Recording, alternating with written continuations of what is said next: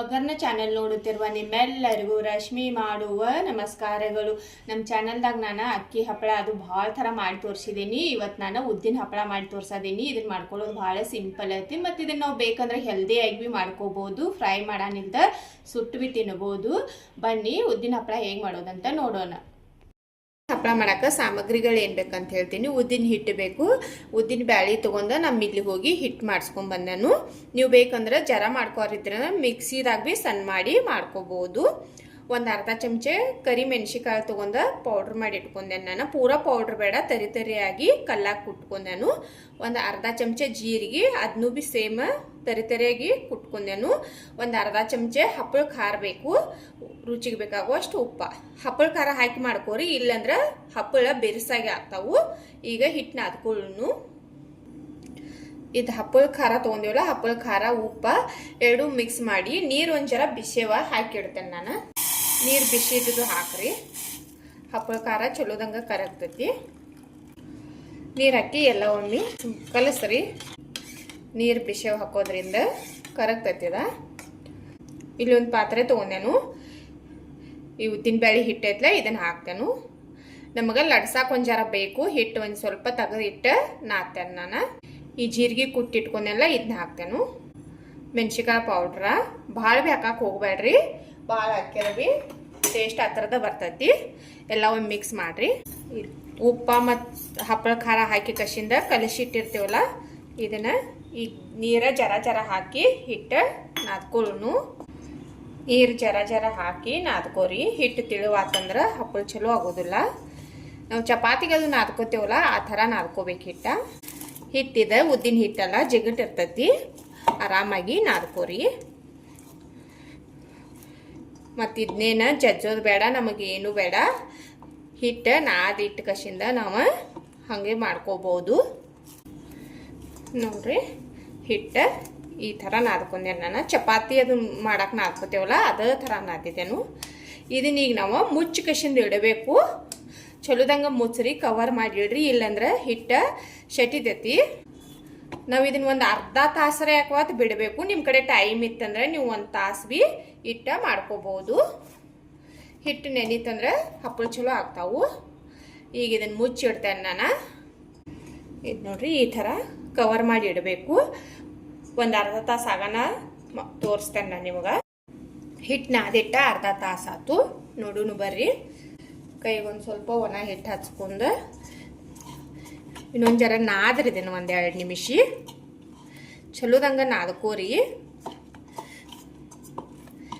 ಕೈ ಒಣ ಹಿಟ್ಟು ಹಚ್ಕೋರಿ, ಇಲ್ಲಾಂದ್ರೆ ಅಂಟತೈತದ, ಜಿಗಿಟಿರ್ತೈತಿ. ಇದನ್ನು ನಾನು ನಾದ್ಕೊಂಡೇನು. ಇದನ್ನೇನು ನಮಗೆ ಜಜ್ಜೋದು ಅದು ಏನೂ ಬೇಡ. ಒಂದು ಸ್ವಲ್ಪ ನಾದಿ ಕಸಿಂದ ಚಲೋದಂಗೆ ನಾದ್ಕೊಂಡು ಇಟ್ಟರೆ ಸಾಕು. ನೆನಿತಂದ್ರೆ ಮಾಡ್ಕೋಬೋದು ಹಪ್ಪಳ. ಈಗ ಉಳ್ಳಿ ಮಾಡ್ಕೊಳ್ಳೋನು. ಮನೆ ತಗೊಂಡು ಒಣದ ಹಿಟ್ಟು ಹಾಕ್ರಿ.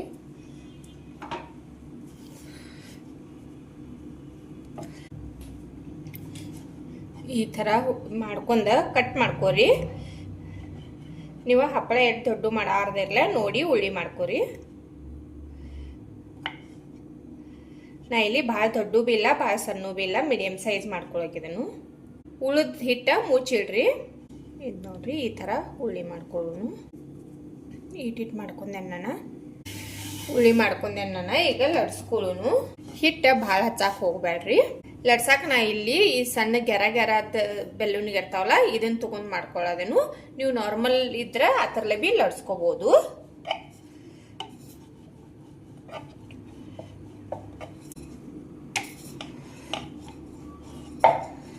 ಕರಿಮೆಣಸಿಕಾಳು ಪೌಡ್ರ್ ಮಾಡಿ ಹಾಕೋದ್ರಿಂದ ಈ ಥರ ಒಂದು ಸ್ವಲ್ಪ ಕಪ್ಪಾಗಿ ಕಾಣೋದವು. ನಿಮಗೆ ಬೆಳ್ಳಗೆ ಬೇಕಂದ್ರೆ ನೀವು ಕರಿಮೆಣಸಿಕಾಳು ಪೌಡ್ರ್ ಮಾಡಬೇಡ್ರಿ. ಇದು ನೋಡ್ರಿ, ಲಡ್ಸ್ಕೊಂಡೆ ನಾನು. ತಿಳುವಾಗಿ ಲಡ್ಸ್ಕೊರಿ. ಇದು ಒಂದು ಸ್ವಲ್ಪ ನಂದು ಹಿಟ್ಟು ಹಚ್ಚತೈತಿ. ಹಿಟ್ಟು ಹಚ್ಚಾಕೆ ಹೋಗ್ಬೇಡ್ರಿ. ಕಡಿಮೆ ಹಚ್ಚಿ ಲಡ್ಸ್ಕೋಬೇಕು. ಇಟ್ಟು ತೆಳ್ಳಗೆ ಲಡ್ಸ್ಕೊಂಡೆ ನೋಡ್ರಿ ನಾನು. ಎಷ್ಟು ತೆಳ್ಳಗೆ ಲಡ್ಸಕ್ಕೆ ಆಗ್ತಿದ್ಲ ಅಷ್ಟು ತೆಳ್ಳಗೆ ಲಡ್ಸ್ರಿ. ಲಡಿಸ್ಕಸಿಂದ ಇಲ್ಲೊಂದು ಪ್ಲೇಟ್ ತೊಗೊಂಡೇನು. ಈ ಪ್ಲೇಟ್ನಾಗ ಇಟ್ಕೋತೇನು. ಇಲ್ಲಿ ನಾನು ಮತ್ತೊಂದು ಉಳ್ಳಿ ತೊಗೊಂಡ್ವಿ ಲಡ್ಸ್ಕೋತೇನು. ಇನ್ನೊಂದು ಬಿ ಲಟ್ಸ್ಕೊಂಡೆ ನಾನು.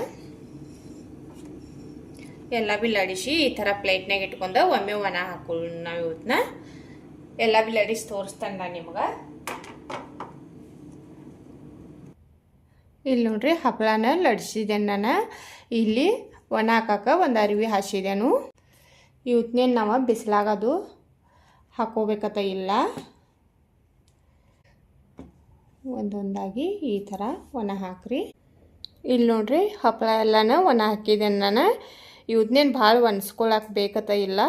ಈಗ ಒಳಗೆ ಹಾಕಿ ನಾಳೆ 1 ರಿಂದ 2 ತಾಸು ಬಿಸಿಲಾಗಿ ಒಣಿಸಿ ತೋರಿಸ್ತೇನೆ ನಾನು ನಿಮಗೆ. ಉದ್ದಿನ ಹಪ್ಪಳ ಮಾಡಿದ್ದಿಲ್ಲ ಒಣಗಿದಾವು ನೋಡ್ರಿ, ಎಷ್ಟು ಚಳ್ಳಗಾಗಿ ಭೀ ಬಂದವು.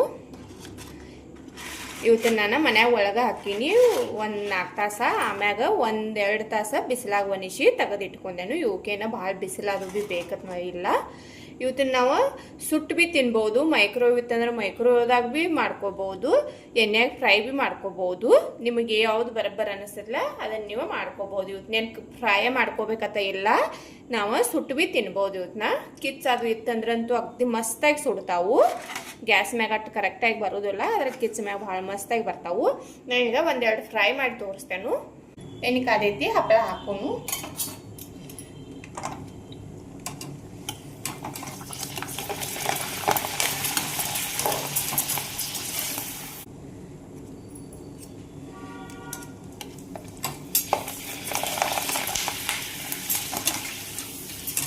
ಈ ಹಪ್ಪಳ ನಾವೇನ ಫ್ರೈ ಮಾಡ್ಕೋಬೇಕಂತಿಲ್ಲ, ಕಿಚ್ ಮ್ಯಾಗ ಸುಟ್ಕೋಬಹುದು ಬಿ, ಗ್ಯಾಸ್ ಮ್ಯಾಗ ಬಿ ಸುಟ್ಕೋಬಹುದು. ಈಗ ಎಷ್ಟು ಬೇಕಂತ ಫ್ರೈ ಮಾಡ್ಕೋತೇನೆ ನಾನು. ನೋಡ್ರಿ ಹಪ್ಪಳನ ಫ್ರೈ ಮಾಡಿದ್ದೇನೆ ನಾನು. ನೋಡ್ರಿ ಎಣ್ಣೆನೂ ಏನು ಹೆಚ್ಚು ಜಗ್ಗಿಲಿದ. ನಾ ಇಲ್ಲಿ ಒಂದು ಗ್ಯಾಸ್ ಮ್ಯಾಗ ಸುಟ್ಟಿದ್ದೇನೆ ಬಿ, ನೀವು ಬೇಕಂದ್ರೆ ಸುಟ್ಕೊಂಡು ಬಿ ತಿನ್ಬೋದು. ಇದು ಬಿ ಚಲೋದಂಗ ಆಗೈತಿ ಸುಟ್ಟದ್ ಬಿ.